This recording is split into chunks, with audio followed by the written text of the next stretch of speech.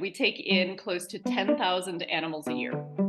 So it is a massive operation, and with a massive amount of animals comes a massive amount of the need for food.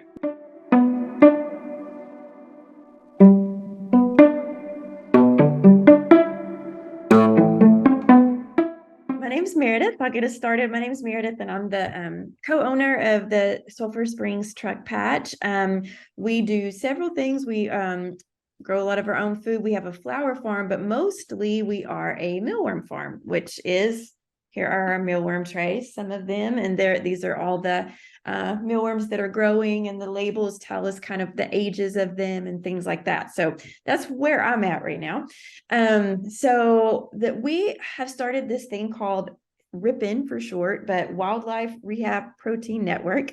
But it's basically a network to help sell our mealworms to wildlife rehabilitation centers who need them the most, and do so in a way that makes it really easy for people to support the wildlife rehab who need a lot of mealworms, and to kind of make that connection possible so the wildlife rehab people can do the work they need to do to take care of the animals, and they don't have to worry so much about ordering and fundraising and all of those things. So that's a little background on us. So tell us who you are, where you are, and a little bit about the Austin network. Yeah, thank you so much for having me, and I'm so excited about what you're doing. My name is Jules. I'm the operations manager over at Austin Wildlife Rescue. So we are in Austin, Texas, and oh my gosh, we go through so many mealworms in our organization. First of all, we're a very high volume facility. So we are one of the highest ones in Texas. There's another one as well down by San Antonio, but yeah, we take in close to 10,000 animals a year. So it is a massive operation, and with a massive amount of animals comes a massive amount of the need for food. And that many times is in the form of produce or bugs or other protein needs. And bugs are huge because that is such a natural food for the wildlife to eat, including mammals. It's not just birds or bats, but many animals, skunks, armadillos. Being in Texas and in Central Texas, there is such a vast environmental diversity just within the state itself. I mean, you're going, anywhere from the coast to up north to out west, where it's very dry, more prairie land type stuff. And we get animals in from all over the state. It's shocking to me. I mean, most of the animals we get are within the Austin area, but even within Austin, if you go east or west, it's such a diverse environment that you just get so many different animals. And we take in everything from fur to feathers to scales. So, if it's creeping and crawling somewhere, we're probably taking it in to our facility. And all those animals need worms, the turtles, the lizards. When I went through and calculated, based on what we are currently ordering now, and it's very expensive, and one of the reasons too why we want live mealworms so badly is because what we do in wildlife rehabilitation is to take in orphaned, sick, or injured animals, and the whole goal is to get them back out into the wild so that they can be self-sufficient. And so we have to make sure that they are eating natural foods and that they know how to hunt for those natural foods so that they can be set up for success when they are released. And mealworms is one of the big ways that we do it. With armadillos, we will put a pile of dirt in their cage and stuff a bunch of mealworms in there and wait to see if they can, truly dig around and forage for their food, which they do quite successfully. It's amazing. I think they're born digging. So that's a great one to watch. And of course, songbirds, we take in about 2,500 songbirds a year, and we want that natural food as well. We're feeding songbirds almost every 20 minutes when they're babies. So it's like a head explosion for us when we're in there. We have timers set, and a vast portion of that diet are mealworms. So when I went through, I mean, it's almost close to about 1 million mealworms that we probably use. a year. Obviously, it ebbs and flows. There's a busy season for us, which kind of corresponds with baby season. So it kind of flows from March through October. It's a long season. It's Texas. It stays warmer longer. And then obviously less of a need during the colder winter months. And I thought that was one of the really great things that you guys had on there on your website when you can sign up for your needs. What I liked is how specialized it was, where you can actually indicate about how many mealworms you use per month, because obviously with live prey or live mealworms, you can only keep them so long successfully if you're not truly set up to do that. And so, if we get too many mealworms, we don't want those to go to waste. And so I thought it was really great how you guys had the website set up for when a nonprofit signs up, where we can say how much we actually need per month. And the other great thing about your program that I thought was so beneficial for us, or hopefully will be beneficial for us, we're very, recent signups. So I'm hoping people will sign up to, go ahead and ship us those mealworms out. But one of the great things too is, people want to give things other than money. And so when people want to give us a thing, it can become hard because it's difficult to tell people exactly what we need and in what quantities we need, so that we don't get so much of something that we're not able to use it effectively. And so that goes into what I was talking about before, where we can actually delineate what it is that is needed and when it is needed. And so that helps people to help us, which is fantastic. And yeah, that's kind of us in a nutshell. We do gosh, we just do so many different kinds of animals. We have, staff that works around the clock. And, and we also have a really great surgical suite. So we do a lot of, medical interventions as well with our wildlife. So we do everything that we can. We give it 110%, every day with everything that comes in, despite the high volume. And, it would be such peace of mind not to have, quite as much of our resources having to go to purchase these food items for the items, where we could actually put it towards, some of the life-saving medical needs that we have as well. So, this could be huge for us. That's so great to hear. I'm learning so much from you, because this is really great. This is wonderful. I'm so excited.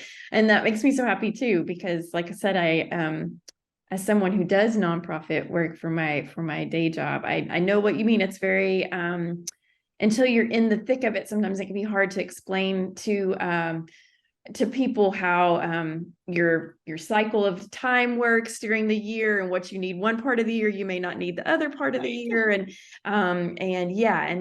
people want to know what they're giving to. So which makes sense. So no, this is super helpful. And I also learned from you talking that armadillo. I love that you make sure the armadillos can find their foods. That's great. I did not know that's exactly how that works. So that's kind of adorable. Yeah, we try to simulate a somewhat natural environment, as best as we can. And regardless of the animal, we put them in there and then we watch them. And so most do great. Sometimes some of them are a little slower than others, isn't everyone. So, sometimes we see that, okay, well, they need a little extra time with us before they get released. So, that's one of the great ways that we're able to see if something is ready to go. And even, really tiny hawks, or little tiny falcons, even like the kestrels or the Mississippi kites, they also, birds of prey, there are very small birds of prey that also eat bugs, including mealworms and superworms and stuff like that. And so it's just a great thing to, throw a handful in and see these little tiny falcons, swooping around the cage, like, oh, we got to get my mealworms. And, and that helps them get very excited and also practice their flight better. So, hunting for live food just has so many benefits. It makes them move. It stops them from getting too bored. You definitely, don't want animals to become too bored. They often become self-destructive, if that happens. So it's a constant battle. That's fascinating. I'm learning so much. Well, one of the things I've learned too, and I'd love to hear your take on this, is like I said, when we started doing this, we loved the idea of wildlife rehab, but we're not in any way wildlife rehab people. We live out in the country, and I have called wildlife rehab people before to help with things that I've come across or whatever, situation, rabbits and wild rabbits and things like that. But one of the things I think is so interesting is that you're in a city, and so you're really kind of at that intersection where people are trying to coexist, I guess. And that's something That's I've hard. yeah, I'm super curious because I've been learning a lot about that. It was a little bit like one of those things where that that's a thing that happens, but you don't think about it very much. And that's something I'm learning about the mission that a lot of the rehab or all of the rehab organizations have is not to keep these animals, of course, but to release them, to let them go on about their lives. But that can be really tricky in highly populated areas, which is how you guys wind up with them. So I'd love to hear a little bit more about that dynamic of working in a city, but dealing with animals that we might not associate with being in the middle of a city. Yeah, it's a work in progress. And so Austin especially, I think, is a great example of that because it is so quickly expanding. Austin has just exploded in size over the last decade. So I was actually born here in Austin, and I have just watched it change. It is not what I even recognized, as a child. And that's not a bad thing. It's just it's so rapidly expanded that we are moving into more and more wildlife territories and displacing so much wildlife. So I think that's one of the main reasons why we get so much wildlife in is that you have all these new housing developments that go up, and it's on the fringes there of where it used to be wildlife. So there is a lot of that, city or urban kind of clashing, at this point that can happen. The animals, also the wildlife that has been displaced, is getting desperate because they have run out of territory. And so one of the big things that we do is, at our intake center that is right there in the heart of Austin, one of the biggest things we try to help is with coexistence and give suggestions on how you can coexist with the wildlife. Some things there aren't, many things you can get around, but a lot of things, like when you're finding animals in the attic, there is humane exclusion that you can do. But if they do find a way in, we try to convince people to do a less drastic measure than trapping. Trapping can just be so harmful. The whole thing of I'm going to trap an animal and that is used to living in the city, and so it's a city slicker, and I'm going to trap this animal and now release it out into the country, and it's going to, ride off into the sunset and be fantastic. Unfortunately, that is actually a very sad story. The studies have shown that, you are greatly displacing that animal from what it's used to. If it's used to eating out of trash cans or leftover food on people's porches, they do not end up well then in the country life. I mean, it'd be like taking Kim Kardashian out of Los Angeles and dropping her on Survivor Island. It would not go well, I'm guessing. I don't know. I'm maybe not giving her enough credit, but that's sort of in my mind how I see this, and sometimes how I will explain it to people on the phone. So, we really try to get that point across when people, call us on the phone. We do have a hotline, and we always encourage people to call first. Not everything needs our help that people think needs help. And so it's that, direct one-on-one interaction, I think, that can help a lot.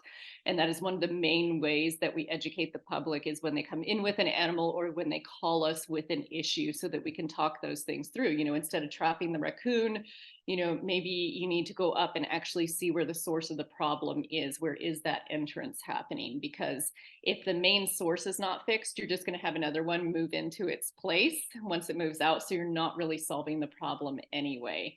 And you can play loud music, you can put lights on and leave them on overnight, and mama raccoon, if she has her babies up there, is going to probably be like, this is the worst place ever.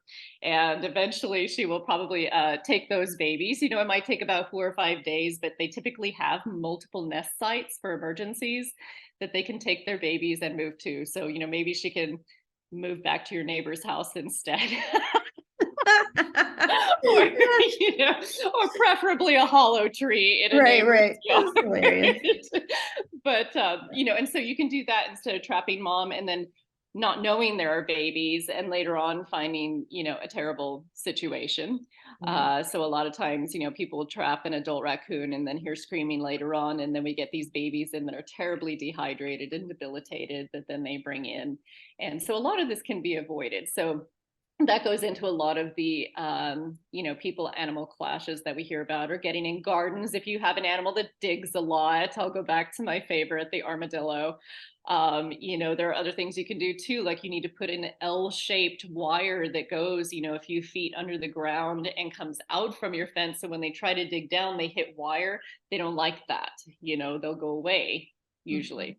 So just little things like that, tips and tricks, is what we try to tell people. And we try to give it some humanity as well, so that they can care about the wildlife, because a lot of people view wildlife as more of a nuisance, rather than a valuable asset to our ecosystem, where they do so much to help keep life balanced. If you get rid of all the coyotes in an area, then you end up with one of the areas in Austin out west that is now overrun with deer. And now the deer are the issue, So, I mean, you've got to have that predator to prey balance.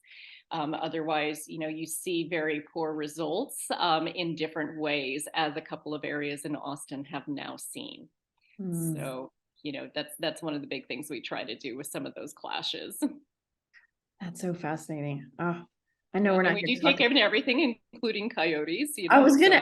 So. Okay, you do. Okay, yeah. Well, you're. Yeah, I know. I don't. Do coyotes eat mealworms? Do you feed coyotes mealworms at all? For any reason? No, but they, Okay. I'm sure they eat other animals that eat That mealworms eat to kind mealworms. of keep Okay, yeah. that going. I love coyotes so much. We live out in the country, and we have a lot of coyotes. We have big dogs, so I don't have to worry about our dogs. I would worry if we had little dogs, but yeah, I don't want to get off too much on a tangent, but I would try to learn a lot more about coyotes. And I realized, I did some research, and they communicate to each other pack to pack about their internal population, which I find fascinating, because there are two different packs that kind of hang around here that I can hear at night, and I can hear them going back and forth with each other. And I learned that's that they're communicating, and a lot of times they can be really hated around here. And I kind of love them. I think they're amazing. And yes, they'll kill our chickens. There's no doubt about that. But for me, it's sort of like, well, we need to make sure that our chickens aren't accessible. Yeah, and that's a big thing too. I mean, that's a big call that we get, small farms, backyard chickens, that sort of stuff, and so I always encourage people, like, don't do it unless you can build a sturdy and safe facility. Because so many things eat chickens, possums, raccoons, Yep. the coyotes, obviously. So, you've really got to have, flimsy chicken wire is not going to do it. You're going to have to invest in a lot more if you have predators around, because you can trap and trap and trap. You're not going to get rid of your predators. You're simply going to make room for the others to move in. So, that Exactly. cycle is never going to end. But, coyotes are incredible. And it always cracks me up, because you'll hear them yipping or, howling. And so many people are like, oh, they're hunting. And it's like, that's not when they're hunting. That would be a very poor hunting skill, Right. because they'd be warning their Right. prey. Here we are. Here Like, we are. hey, I'm coming. Yeah. Yeah. They're very stealthy when they hunt, but that you're absolutely right. I mean, that's them communicating. They're trying to see, where the different pockets are, and they're so individual. Some coyotes run in a pack. Yes. Some are solitary, and there doesn't seem to be any rhyme or reason to it. Some have very small territories that are a few city blocks, and some have hundreds of acres. That they're just such individualistic animals. It's shocking. I There's know, no right? pattern for them. I know. I'm fascinated by them. Yeah, I didn't realize until I started reading more about them that some are solitary. Wow. Yeah, I could talk about coyotes for that's so fascinating. Me too. We should just turn this into a coyote We should, conversation. we should be like, change the plans. But you were saying about the animals and the calls you get. That's one thing I wanted to ask you about. I've got two more questions I want to ask you. One of it is take us through like an average call. I'm sure there's not an average call, but if someone is like not really familiar with wildlife rescue, they pay attention to mealworms because they have a gecko or something, and they're like, wait, how does this even work? Like, people just call you, or did they walk in and they're like, I found an eagle? Like, like what is Both this ways. process? Like, I mean, that's what I love about we have our intake center, which is where all heck breaks loose every day, because we never know what is going to come through the door. And then each day those animals are taken over to our main rehabilitation center, which is a little more calm. That's where we have all the caging, all the stuff. So I love chaos, so I love the intake center because I don't know if somebody is going to come busting through the door with a 40-pound injured beaver. True story. Right. Or a tiny little box that I open up and a fox jumps out of, because I don't know how they even got a fox in that size of a box to begin with. Hilarious. Like a Dr. Seuss But situation. yeah, but I will say probably the most common thing that happens, especially in busy season, is with our songbirds. So we get, gosh, probably close to 100 calls a day during a busy season. A lot of those are going to be related to songbirds because every bird across America goes through their fledgling cycle, which wreaks havoc on all of us around our neighborhoods because, birds, they start off in their nest. And then they are actually, once they start getting a little more mobile, they're actually supposed to be on the ground. So that is actually where they learn most of their essential skills. The parents are still taking care of them on the ground. They are still feeding them on the ground.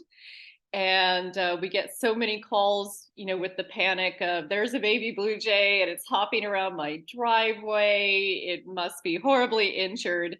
And I think sometimes I could probably just press the recording and play it, but it's like, no, it's a fledgling. It has most of its baby feathers in. It can't quite fly, but that's actually how they start to fly, is they'll be on the ground and they want to get off the ground. And so they start practicing and exercising so that they can fly and get up into lower limbs and then higher limbs. And the whole time those parents are watching over. My favorite are the phone calls with people who call and tell me there's an orphan blue jay, and I can hear the parents screaming in the background with their loud blue jay sounds, and I'll be like, well, I feel like I hear parents in the background. Maybe you can set him up in a low bush and they'll keep taking care of him. And if it's at all possible, because a lot of times people will have a dog in their yard that might be going after this blue jay, and I'll be like, is there any way that you can keep the dog in for a short amount of time so that this baby can move on, since they're not on the ground for that long? And if that's not possible, can you set him on maybe the other side of the fence? As long as the parents see where he's at, they're going to be pretty diligent about it. And obviously, if that baby is in imminent danger, like a lot of our grackles that are babies running around the Walmart parking lots, that is one where sometimes even I personally, when I go to pick up my groceries, I might, pick up a baby bird too while I'm there. It really depends on the environment, because I can see that baby's just going to get run over in such a busy parking lot. But we do everything to try to keep that baby with the parents, because they're the ones teaching that baby how to hunt, worms and whatever else that they're going to be eating, or where to find the food. And they're also teaching them how to deal with predators, because, we get a lot of people that are like, well, it's just going to die. Something's just going to eat it. And, I'm like, well, that we have billions of birds, because they do overcome that. And, they are taught how to deal with predators. They're taught that if a cat comes by, you kind of freeze frame.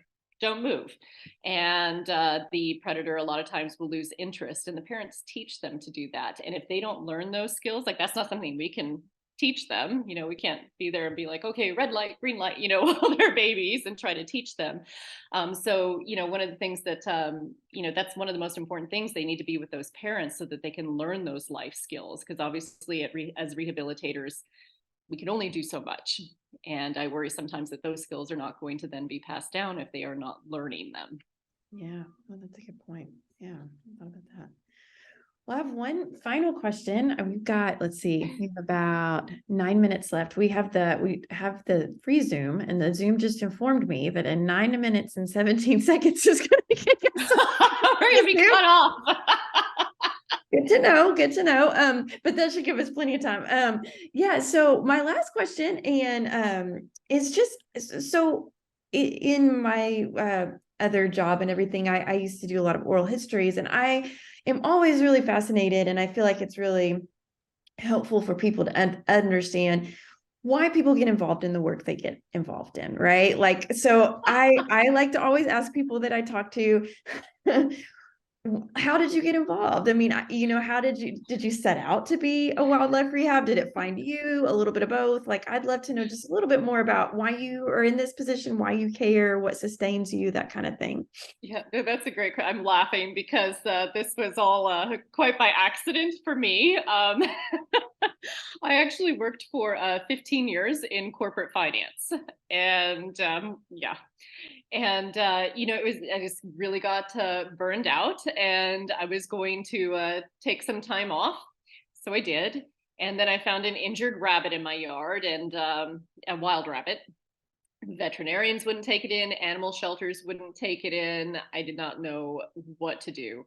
And it was, it's really stressful, and so like when people call us, I remember that stress and I know how it feels because you feel like you just can't get anyone to help you. And it's not that they're being mean, they don't want anything with wildlife disease to be transferable to the domestics. So that's completely understandable. So when I was Googling around and found Austin Wildlife Rescue, I was so relieved and I couldn't believe they would finally take this rabbit that was horribly injured. And then I went there and I dropped it off, and I thought it was just such an amazing niche that they were filling that is so needed in especially a city like this. And I looked into volunteering. So I started off as a volunteer, and just amazing. Like, I loved it. I mean, I've always loved animals, most people have, but I just became obsessed with it, as my husband would say. And so started volunteering very regularly, and then they happened to have a position open as a beginner, like, night shift person, so I did that. They actually hired me, and I was so excited. I couldn't believe they were paying me to do this. And and then not very much, but it was Right, super right. exciting. And then they asked if I would like to move to day shift, and then I started. Then I became a team lead, and now I manage it. So I can't believe it. Like, I'm obviously I never went back to corporate finance after that. So I've been doing this for about 6 years now, and no regrets. It's just been incredible because it's so different where every day you see it's so tangibly rewarding. Every single day, every animal that you see there is alive because we are there to take care of it. And it's just overwhelming sometimes. I mean, obviously, a lot of animals are very sick and very injured, and some may not make it, but the majority that we're able to help pull through just because we are there, it never gets old. I'm just so passionate about it, and just so grateful to have been able to be a part of this and to continue to be a part of it. That's awesome. I love that. Wow. From corporate finance to animal rehab. I I love work it. on the finance side here too, I love spoiler it. alert, but I Yeah. also do Yeah. the animal side. If we had more time, I'd ask my dad, because I'm like, oh, can we talk about funding and nonprofits? Now that's a bit, but yeah, not what we're here for. Okay, well, we just have like about 5 minutes. Is there anything else that you'd like to bring up that I didn't ask you about that you would really like for people to know?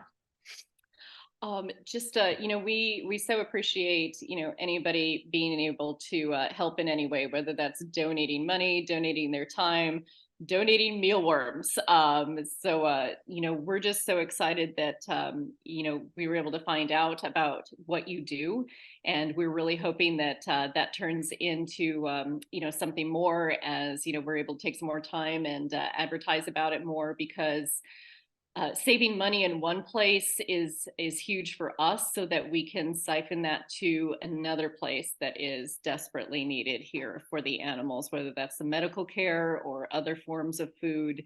So just thank you so much, for what you're doing. It's going to be huge for us, and we're really looking forward to getting deeper into that. But again, especially with having such a wide variety of species that we do, I can't even count them all on both hands because of the diverse variety that we get. But one of the main things they have in common is that, a lot of them, either need produce, mealworms, or some form of meat, and being able to get help with that is pretty priceless for us. Awesome. Thank you so much. Thank you. It was so nice to meet you.